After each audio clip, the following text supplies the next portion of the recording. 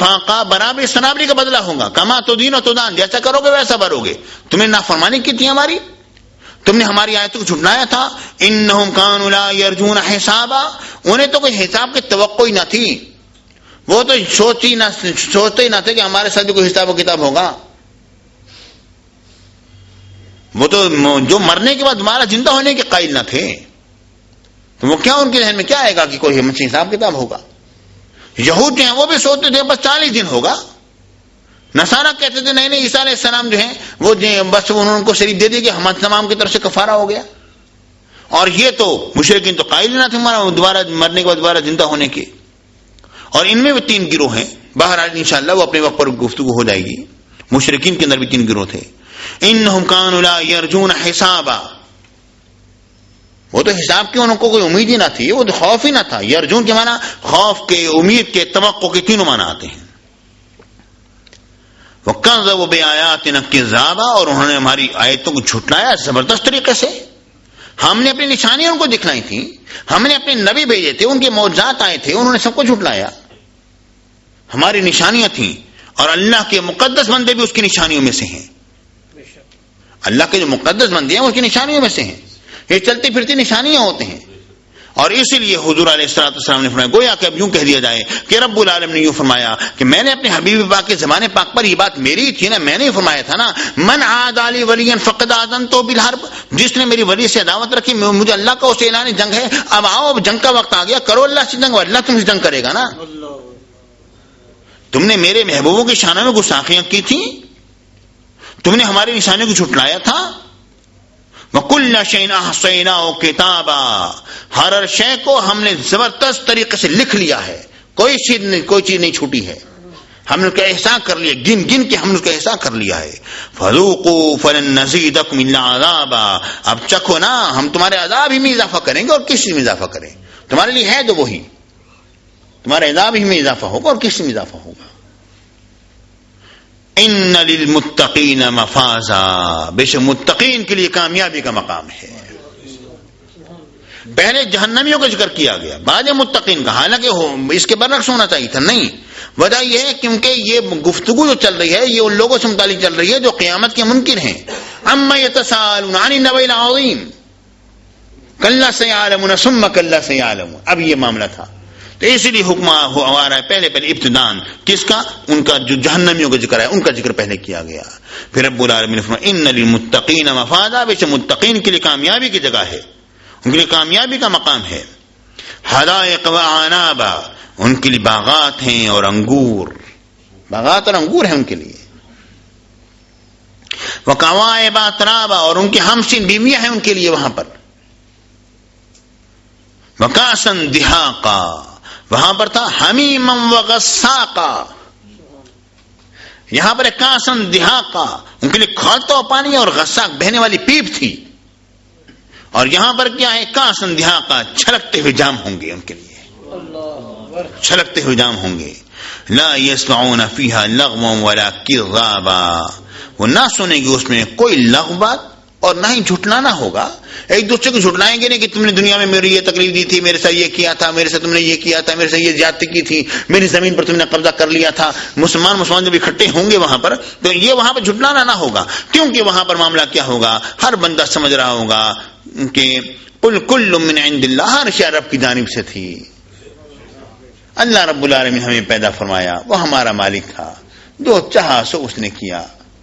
اب ہم اس کی مخلوق ہیں, ہم یہاں پر حاضر ہیں, تو وہاں پر کچھ جھٹلانا نہ ہوگا. جزاء من ربک عطاء حسابا, یہ آپ کے رب کی جانب سے جزا ہے. جزاء من ربک, یہ حسن ذرا دیکھیے نا, ربک, اے آپ کے رب کی طرف سے یہ جزا ہے. ٹھیک ہے نا. وجہ کیا ہے, وجہ یہ ہے کہ اس نے آپ کی پرورش فرمائی نا, اور آپ کی وجہ سے ساری کائنات بنی ہے, تو اس کی وجہ سے کائنات کی پرورش ہوئی ہے نا.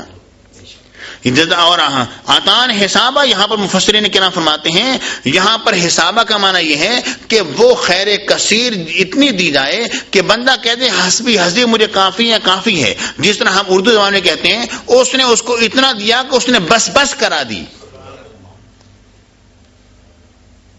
اس نے اس کو اتنا دیا کہ اس نے بس بس کرا دی. یہ ہے آتان حسابہ. جزاء من ربک عطاء حسابا، آپ کے رب کی طرف سے جزا ہے کہ اس نے بس کرا دینی ہے، وہاں پہ اتنا عطا فرمانا ہے، اس نے بس کرا دی، اتنا عطا فرمانا ہے.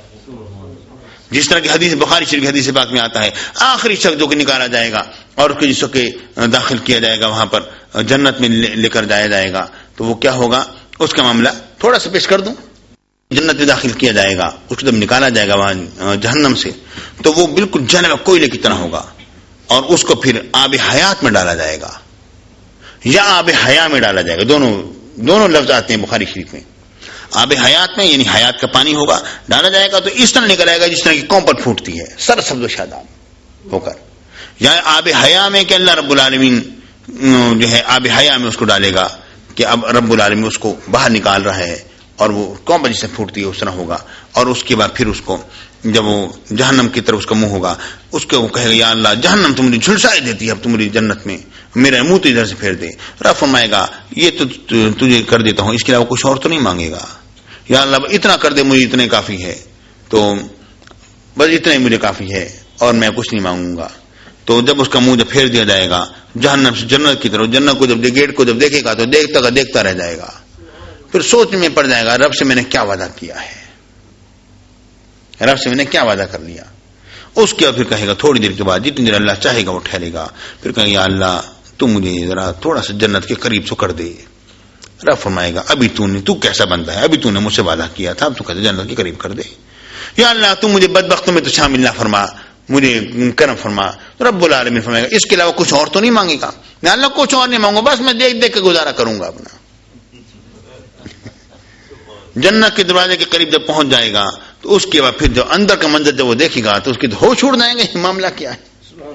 پھر وہ ٹھہرا رہے گا، کہے گا کیا وعدہ کر لیا ہے. اس کے بعد پھر وہ رب کی بارگاہ میں کہے گا یا اللہ مجھے جنت میں داخل تو فرما دے. رب فرمائے گا کیسا شخص ہے، اللہ سے وعدہ کر کے پھر جاتا ہے.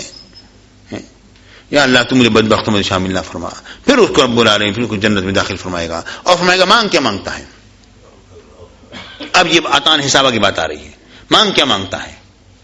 وہ کہے گا یا اللہ مجھے یہ بھی دے دے، یہ بھی دے دے. جب وہ مانگ لے گا رب فرمائے گا ابھی یہ بھی رہ گیا، یہ بھی مانگ لے، یہ بھی رہ گیا، یہ بھی مانگ لے، یہ بھی رہ گیا، یہ بھی مانگ لے. پھر وہ کہے گا ہاں یا اللہ یہ بھی دے دے، یہ بھی دے دے، یہ بھی دے دے. رب العالمین پھر خود ہی یاد کرانا شروع کرے گا اس کو، اور جناب وہ پھر وہ بھی مانگنے لگے گا. اور جب وہ سیر ہو جائے گا پھر وہ رب فرمائے گا جو تو نے مانگا وہ بھی دیا، اس کے علاوہ 10 گنا تجھے اور بھی دیا، تو لے جا. یہ ہے عطاء حسابہ. یہ وہ شخص ہے جس کو سب سے کم دیا جا رہا ہے. رب السماوات والارض، آسمان اور زمینوں کا رب ہے، وما بینہما، جو کچھ کے درمیان ہے اس کا بھی رب ہے. الرحمن، انتہائی مہربان ہے. لا یملکون منہ خطابا، وہ اس رب سے خطاب نہ کر سکیں گے، اس کے مالک نہ ہوں گے کہ رب سے ہم کلام ہو سکیں. یومئذ یقوم الروح والملائکۃ صفا،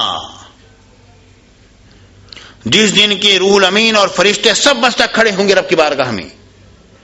لا یتکلمون، کوئی بھی رب سے کلام نہ کر سکے گا. الا من اذن له الرحمن، مگر جسے رحمان نے اجازت دے رکھی ہے وہ کلام کرے گا.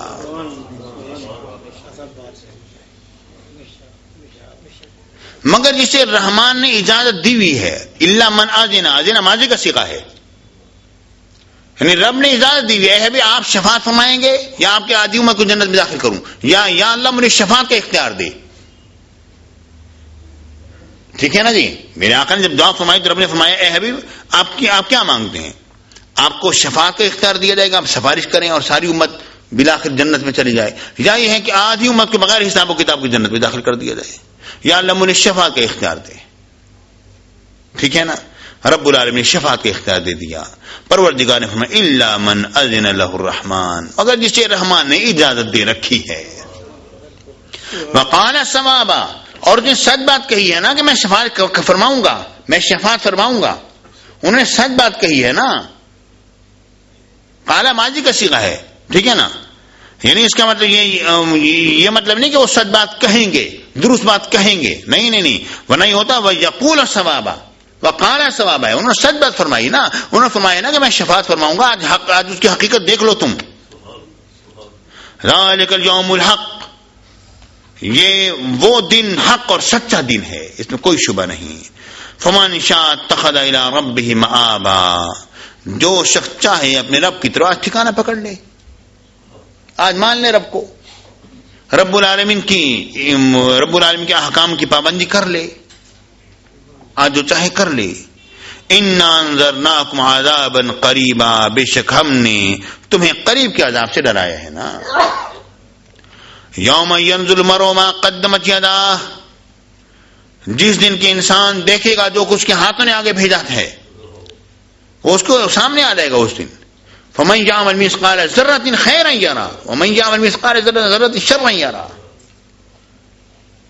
ویقول الکافر اللہ اکبر۔ اور یہاں پر ایک حدیث پاک سنی اور پھر اس آیت کریمہ کا ترجمہ سنی، بات کو اختتام پر پہنچاتے ہیں۔ جب قیامت کا دن ہوگا تو ہوگا کیا؟ ویقول الکافر اللہ اکبر۔ تو رب العالمین اس بکری کو جو سینگ والی ہوگی اور اس نے بغیر سینگوں کی بکری کو مارا ہوگا، ان کو رب العالمین جو ہے وہ ظاہر فرمائے گا اور زندہ فرمائے گا، وہ وہاں پر دونوں بکریاں آ جائیں گی، اور رب العالمین فرمائے گا آج عدل و انصاف کا دن ہے، آج عدل ہو کے رہے گا، تمہیں سینگ والی بکری نے مارا تھا، آ جاؤ اور اپنا بدلہ لو، آ جاؤ اور اپنا بدلہ لو۔ تو سینگوں والی بکری سے بدلہ لیا جائے گا، بغیر سینگوں کی بکری اپنا بدلہ لے گی وہاں پر۔ جب وہ بدلہ لے لے گی تو رب العالمین فرمائے گا، ظاہر ہے یعنی میں عرض کر رہا ہوں کہ جنت اور جہنم کا تصور تو حیوانات کے ساتھ نہیں ہے، تو رب العالمین سے فرمائے گا کہ اب تم مٹی ہو جاؤ، چونکہ ختم ہو جائیں گے نا، ان کو ختم کر دیا جائے گا نا۔